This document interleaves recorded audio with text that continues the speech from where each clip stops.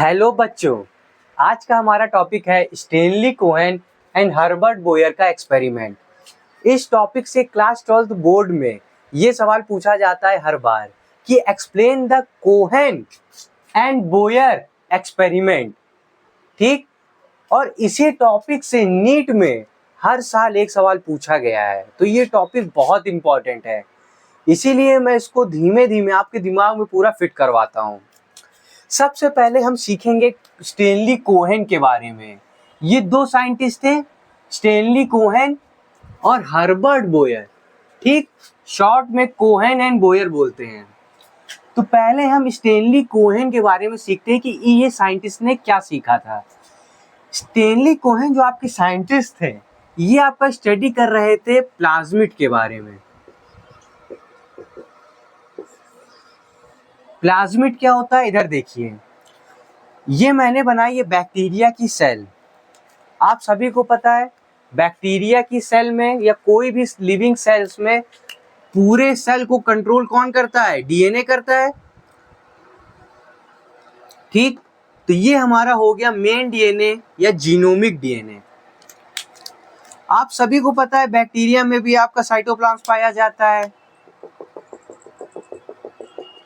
बस सुनते रहिए कहानी।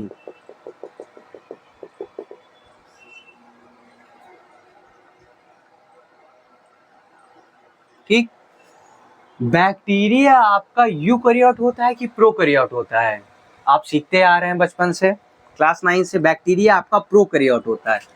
यानी बैक्टीरिया में आपका न्यूक्लियर मेम्ब्रेन एब्सेंट होता है, इसीलिए देखिए यहाँ पर न्यूक्लियस बाहर पड़ा हुआ है, कोई इसको मेम्ब्रेन नहीं एनवेलप कर रही है, बाहर है। आपका जो डीएनए है, ये मेन डीएनए है, यही तो आपकी पूरी सेल्स को कंट्रोल करता है कि नहीं? तो यहाँ पाया जाता है कुछ बैक्टीरिया में, कुछ बैक्टीरिया में देखा गया है कि एक छल्ला पाया जाता है गोल सर्कुलर शेप में।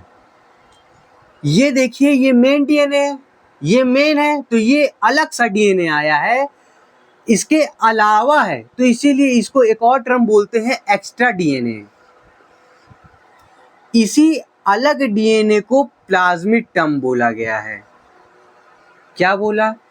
एक अलग छल्ला डीएनए का फॉर्म होता है जो मेन डीएनए से अलग होता है, और इसी स्मॉल रिंग नुमा डीएनए को प्लाज्मिड बोलते हैं।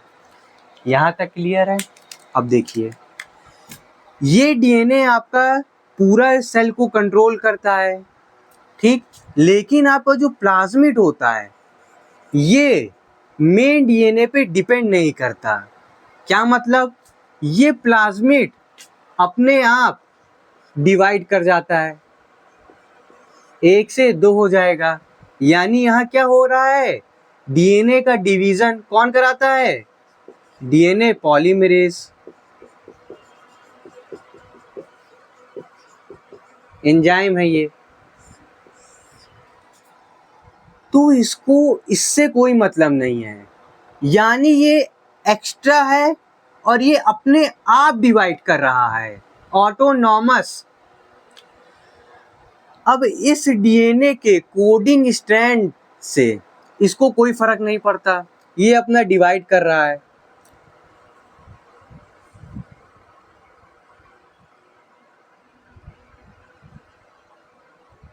ठीक, तो जो कोहेन साहब थे आपके, वो इसी प्लाज्मिड के बारे में स्टडी कर रहे थे। इन्होंने क्या देखा? इन्होंने देखा कि ये प्लाज्मिड का जो डीएनए है, ये आरएनए बनाता है और आरएनए प्रोटीन बनाता है। ये तो जनरल मैकेनिज्म है। ठीक, इन्होंने इस प्लाज्मिड को इस बैक्टीरिया से बाहर निकाला। यानी अब ये जो आपका प्लाज्मिड है, इसको बैक्टीरिया की सेल से बाहर निकाल के देखिए अलग से ले आए, और इस प्लाज्मिड को किसी दूसरे बैक्टीरिया की सेल के अंदर डाल दिया गया है।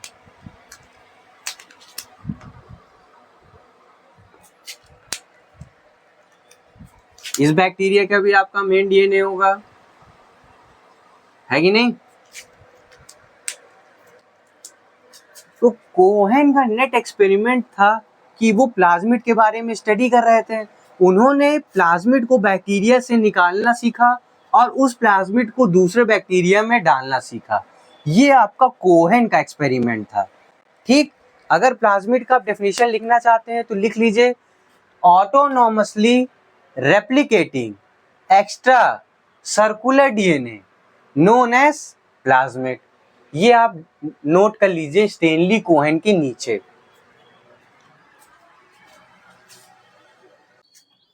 बढ़ते हैं हम अपने अगले साइंटिस्ट की ओर, जो कि है हर्बर्ट बोयर। बोयर साहब आपके एक्सपेरिमेंट कर रहे थे बैक्टीरिया के ऊपर। उसमें भी उन्होंने लिया था एक बैक्टीरिया जिसका नाम है एस्चेरिचिया कोलाई, जिसको शॉर्ट में बोलते हैं ई कोलाई। ये वर्ड देखिएगा ध्यान से, क्योंकि अब इसके जगह यही इस्तेमाल होगा। शॉर्ट में बोलते हैं ई कोलाई। ठीक, इन्होंने इस बैक्टीरिया को क्या कराया था जानते हैं। यहाँ पर ये बैक्टीरिया है ई कोलाई का, जिसका साइटोप्लाज्म है और मेन जीनोमिक डीएनए है। इसमें बाहर से जब एक वायरस अटैक कर रहा था इस बैक्टीरिया के ऊपर, तो वायरस आप सभी को पता है जब अटैक करता है बैक्टीरिया पे तो उस वायरस को एक और टर्म बोला जाता है जिसे बोलते हैं बैक्टीरियोफेज। ठीक, वायरस जब यहाँ पर अटैक किया बैक्टीरिया के ऊपर तो वो क्या करता है, अपनी प्रोटीन यही छोड़ देता है बाहर और अपना डीएनए इसके बैक्टीरिया के अंदर इंसर्ट करा देता है। तो ये देखिए आ गया वायरस का डीएनए। नॉर्मली ये डीएनए जब बैक्टीरिया के अंदर आता है वायरस का, तो ये वायरस का डीएनए आपका डीएनए से डीएनए बनाता है, यानी खुद का डुप्लीकेशन कराता है। तो 1 से 2 हो जाते हैं और 2 से 4, इस तरह ये अपने आप को कॉपी बना बना के खूब सारे नॉर्मली अपने आप को बढ़ाते हैं। लेकिन बोयर ने देखा कि ई कोलाई बैक्टीरिया के अंदर जब वायरस का डीएनए आता है तो इसका डीएनए टूट जाता है, यानी डीएनए खत्म हो जाता है और डुप्लीकेशन नहीं हो पाता। तो इन्होंने जब इसको डिटेल में देखा तो इन्होंने देखा कि इस बैक्टीरिया के पास एक एंजाइम होता है जो डीएनए को तोड़ देता है टुकड़ों में, और जब डीएनए टूट जाता है तो उसका अस्तित्व खत्म हो जाता है और वो आगे बढ़ नहीं पाता। तो इस एंजाइम को नया टर्म दे दिया गया रेस्ट्रिक्शन एंजाइम। ये एंजाइम ध्यान से देखिए, ऐसा लग रहा है कि ये डीएनए को काट रहा है, जैसे पेपर को कैंची काटती है वैसे ही इस डीएनए को ये एंजाइम काट रहा है। इसीलिए एक और टर्म बोला जाता है इस एंजाइम को मॉलिक्यूलर सीजर, यानी मॉलिक्यूल के लेवल में जो काट रही है डीएनए को। ठीक, यानी मॉलिक्यूलर सीजर और रेस्ट्रिक्शन एंजाइम एक ही बात है। इन्होंने डिस्कवरी नहीं, उसके बारे में पढ़ रहे थे ई कोलाई में, restriction enzyme of E coli. ठीक, अब कोहेन ने पढ़ा प्लाज्मिड के बारे में, उसको निकाला दूसरे बैक्टीरिया में डालना सीखा। बोयर ने सीखा डीएनए को काटने के बारे में ई कोलाई के, कि डीएनए को काटा कैसे जाए। अब जब ये दोनों साइंटिस्ट एक साथ आए तो इन्होंने अपने रिजल्ट को मिलाया, एक्सपेरिमेंट को मिलाया और दुनिया का पहला रिकॉम्बिनेंट डीएनए बनाया। मतलब 2 अलग डीएनए को उन्होंने जोड़ दिया और एक डीएनए बनाया। यहीं से शुरुआत होती है मॉडर्न बायोटेक्नोलॉजी की, जिसमें कोहेन और बोयर का बहुत ही बड़ा रोल होता है। आइए बनाना सीखते हैं पहला रिकॉम्बिनेंट डीएनए जो कोहेन और बोयर ने अपने एक्सपेरिमेंट के थ्रू बनाया था। इसको नोट कर लीजिए। पहले कोहेन एंड बोयर एक्सपेरिमेंट पढ़ने से पहले आपको एंटीबायोटिक टर्म आना चाहिए, तो इसको थोड़ा शॉर्ट में देख लेते हैं। एंटी का मतलब होता है अगेंस्ट, बायोटिक का मतलब होता है लाइफ, यानी लाइफ के विपरीत, लाइफ के विरुद्ध जो काम करे उसे एंटीबायोटिक कहते हैं। यानी यहाँ पर क्या होता है, जब कोई नॉर्मल सेल होती है, कोई लिविंग सेल होती है, उस पे एंटीबायोटिक डालते हैं तो वो सेल मर जाती है। नॉर्मली ऐसा होता है। ठीक, इधर देखिए मैंने यहाँ पर दो बैक्टीरिया बनाए। ये मान लीजिए बैक्टीरिया ए है, ये बैक्टीरिया बी है। बैक्टीरिया कई टाइप के होते हैं। ठीक, तो ये एक अलग बैक्टीरिया है, ये एक अलग बैक्टीरिया है। इस बैक्टीरिया में जब मैंने एंटीबायोटिक डाला तो देखा कि ये जो बैक्टीरिया है वो मर जाता है। ठीक, लेकिन जब ये दूसरा बैक्टीरिया जो बी है, इसमें मैंने एंटीबायोटिक डाला तो मैंने पाया कि ये जो बैक्टीरिया है ये जी रहा है। मतलब ये इस एंटीबायोटिक से इस बैक्टीरिया को कोई फर्क नहीं पड़ा, ये नॉर्मली अपना सारा प्रोसेस परफॉर्म कर रहा है। तो साइंटिस्टों ने जब इसको देखा तो उन्होंने सोचा कि ऐसा क्या हुआ इस बैक्टीरिया के अंदर, ऐसा क्या मॉडिफिकेशन हुआ कि ये बैक्टीरिया तो जी गया मगर ये बैक्टीरिया नहीं जी पाया। तो इन्होंने जब इस बैक्टीरिया के बारे में देखा तो इन्होंने देखा कि इस बैक्टीरिया के अंदर छोटा सा छल्ला, जिसे हम जानते हैं कि क्या कहते हैं, प्लाज्मिड। उन्होंने देखा कि ये जो प्लाज्मिड है इसका कोई सेगमेंट, प्लाज्मिड पूरा डीएनए का बना होता है, तो इसका जो सेगमेंट है जिसे हम जीन भी कह सकते हैं, वो डीएनए से आरएनए बनाता है और आरएनए से प्रोटीन बनाता है। इन्होंने पाया, साइंटिस्टों ने, कि ये जो प्रोटीन है यही इस एंटीबायोटिक के वर्क को रोक देती है। ये प्रोटीन इस एंटीबायोटिक को काम करने से रोकती है।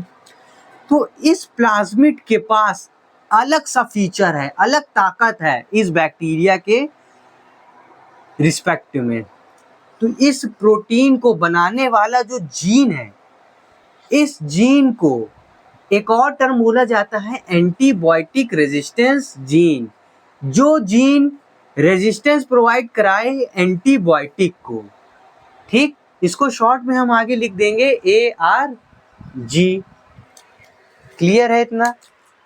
अब मुझे बताइए कि जब आपको डिजीज होती है और आपको कई सारी बीमारियां होती हैं तो उसके लिए सब डिजीज के लिए अलग अलग एंटीबायोटिक इस्तेमाल करते हैं, अलग अलग दवाइयां इस्तेमाल करते हैं, है ना? इसी तरह हर बैक्टीरिया को मारने के लिए, हर लिविंग ऑर्गेनिज्म को मारने के लिए अलग अलग एंटीबायोटिक होती है। तो यहाँ पर मान लीजिए कि इस बैक्टीरिया को मारने वाली मैं दवाई लिख दे रहा हूँ एम्पिसिलिन। तो ये जो जीन इस एंटीबायोटिक से बचा रही है इसका नाम हो जाएगा एम्पिसिलिन रेजिस्टेंस जीन, शॉर्ट में AMP और ऊपर R लिख देंगे। ठीक, क्लियर है? नोट कर लो। कोहेन एंड बोयर एक्सपेरिमेंट जानने के लिए जो जो आपको बेसिक रिक्वायरमेंट था वो मैंने आपको बता दिया है। कोहेन एंड बोयर ने एक्सपेरिमेंट किया था 1972 में। ये ईयर आपको याद रखना है। क्या एक्सपेरिमेंट किया था देखिए। इन्होंने जब नॉर्मल इकोलाई की सेल ली थी, जिसको फुल फॉर्म एस्चेरिचिया कोलाई होता है, जब इस इकोलाई बैक्टीरिया में एंटीबायोटिक डाला गया था तो ये इकोलाई की जो सेल होती है ये डेड हो जाती है, यानी मर जाती है। ठीक, ये नॉर्मल इकोलाई के साथ हो रहा था। अब यहां से आपका असली एक्सपेरिमेंट शुरू है। ध्यान दीजिएगा, ये मैंने कोई बैक्टीरिया की सेल ली है। बैक्टीरिया कई टाइप के होते, तो मैंने कोई एक बैक्टीरिया लिया हुआ है। इसमें जब मैंने एंटीबायोटिक डाला तो ये बैक्टीरिया ग्रो कर रहा था, यानी मरा नहीं। यानी इस बैक्टीरिया के पास कोई ताकत है जिससे वो उस एंटीबायोटिक से लड़ रहा है, और ऐसा कुछ कर दिया जाए कि वो ताकत इससे लेकर इस इकोलाई को दे दिया जाए। समझे? देखो इधर देखो, अब इस बैक्टीरिया के मेन डीएनए है और एक सर्कुलर डीएनए है। इस सर्कुलर डीएनए को रेस्ट्रिक्शन एंजाइम की मदद से काटा गया और अपना जरूरी जीन, जो हमारे काम का जीन है, उसे निकाल लिया गया। रेड से बना दे तो ज्यादा सही रहेगा।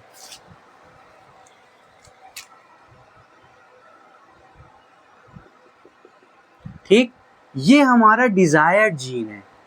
यही जीन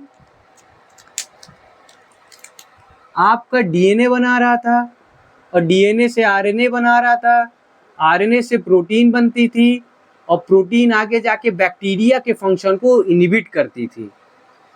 तो हमने अपने काम का जीन बाहर निकाल लिया रेस्ट्रिक्शन एंजाइम की मदद से। जो मॉलिक्यूलर सीजर है, इस कैंची को काट के काम का जीन बाहर आया। अब इस जीन को हम आगे ले जाएंगे। देखिए इधर देखिए, मैंने यहाँ पर साइंटिस्टों ने जब किया था तो उन्होंने एक और बैक्टीरिया जिसका नाम है सोलमेनेला टाइफीमीरियम, इस बैक्टीरिया के पास भी इसका मेन डीएनए था और प्लाज्मिड था। इन्होंने इसके प्लाज्मिड को बाहर निकाला। जब इसके प्लाज्मिड को इन्होंने बाहर निकाला तो इसके प्लाज्मिड को रेस्ट्रिक्शन एंजाइम की मदद से, यानी मॉलिक्यूलर सीजर की मदद से इसको काट दिया। तो इतना पोर्शन इसका काट के हटा दिया, तो फिर इसका प्लाज्मिड कुछ इस प्रकार दिखने लगा। ठीक, अब ये रेस्ट्रिक्शन एंजाइम और ये रेस्ट्रिक्शन एंजाइम दोनों सेम होना चाहिए। ये बात याद रखना, मोस्ट इंपॉर्टेंट है कि इसको काटने वाला प्लाज्मिड का रेस्ट्रिक्शन एंजाइम और डिजायर्ड जीन को निकालने वाला रेस्ट्रिक्शन एंजाइम सेम होना चाहिए। ठीक, अब इस डिजायर्ड जीन को इस प्लाज्मिड से जोड़ दिया जाता है और जोड़ के कुछ इस तरह का आपका स्ट्रक्चर तैयार होता है।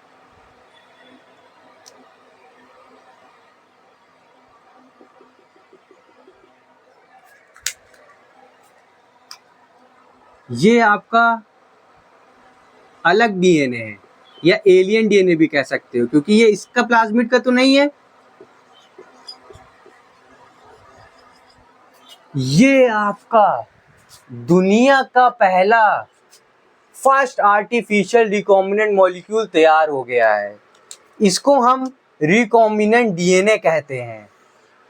टर्म देखिए, री मतलब दोबारा, कंबाइन मतलब जुड़ना, डीएनए का दोबारा डीएनए का जुड़ना इस रिकॉम्बिनेंट डीएनए। इसी को एक और टर्म बोलते हैं आरडीएनए शॉर्ट में, या हाइब्रिड डीएनए या न्यू डीएनए। अब इधर देखिए, अब इन दोनों डीएनए को जोड़ने के लिए जो सामान, जो चीज इस्तेमाल होती है उसे बोलते हैं डीएनए लाइगेज, यानी ये आपका ग्लू है। जैसे पेपर को जोड़ने के लिए ग्लू का इस्तेमाल करते हो, वैसे यहाँ पर दो डीएनए को जोड़ने के लिए ग्लू का इस्तेमाल करते हैं, जिसे बोलते हैं डीएनए लाइगेज। ठीक, अब देखिए,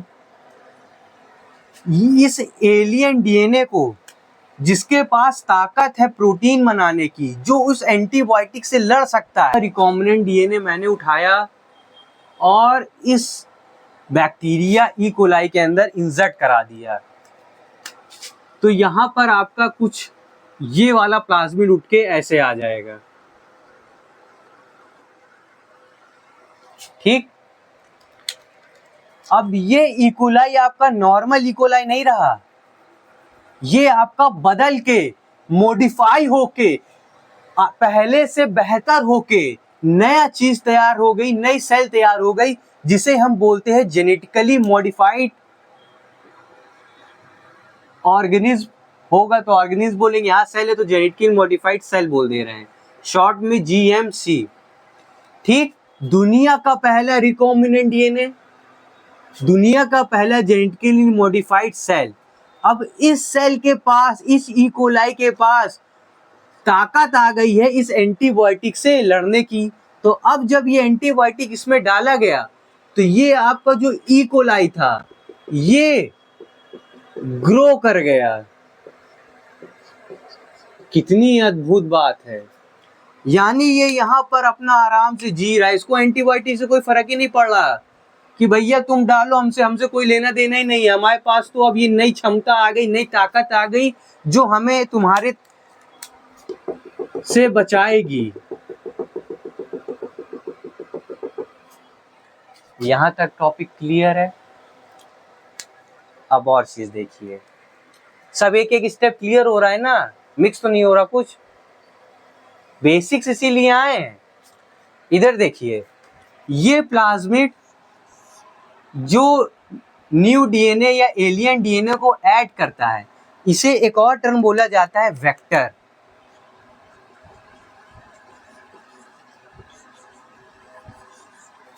वेक्टर हम किसी भी चीज को बोल सकते हैं। वेक्टर के बारे में अगर लिखना है तो ऊपर कॉपी में जो खाली स्पेस रहता है ना, वहां लिख लो। वेक्टर एक गाड़ी है जो कोई भी पार्टिकल को लेकर दूसरी जगह जाती है। क्या बोला, इधर देखिए, वेक्टर एक गाड़ी है जो दूसरे पार्टिकल को लेकर दूसरी जगह जाती है, उस चीज को वेक्टर कहते हैं। आपने पढ़ा होगा मॉस्किटो एक वेक्टर है जो मलेरिया को लेके ह्यूमन के पास आता है। क्लियर हो रहा है सारा टॉपिक? ये पूरा एक्सपेरिमेंट आपका एनसीईआरटी में 2 पैरा में दिया हुआ है।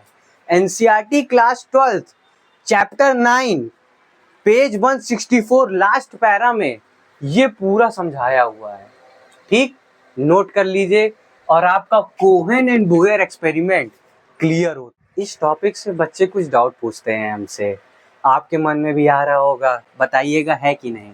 पहला डाउट ये पूछते हैं कि क्यों इस प्लाज्मिड को इससे जोड़ा आपने, डायरेक्ट इस प्लाज्मिड के पास ताकत थी, इसको उठा के इस बैक्टीरिया के अंदर डाल दीजिए।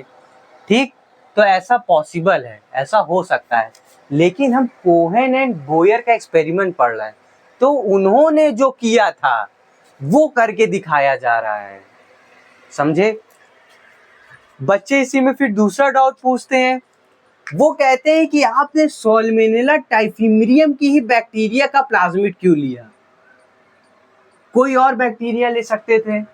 तो बेटा इसका सबसे आसान आंसर है कि सॉल्मोनेला टाइफिमरियम का प्लाज्मिड और ई कोलाई दोनों, इन दोनों का बैक्टीरिया एक दूसरे से सिमिलर है, यानी एक जैसा है, इसीलिए आसानी के लिए इसको लिया गया है।